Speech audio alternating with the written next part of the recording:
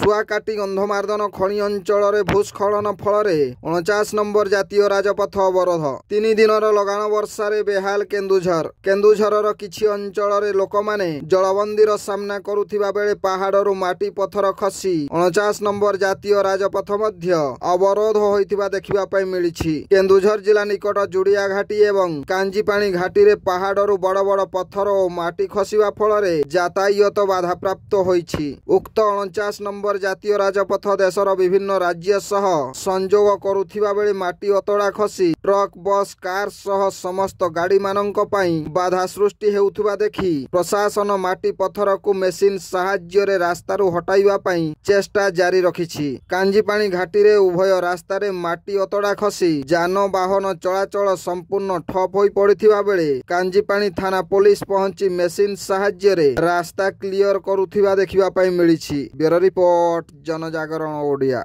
Video गुड़िक आपण मानकु भल लागुथिला हम चैनल को सब्सक्राइब करिवा सह लाइक शेयर करिवा को भूलंतु नाही।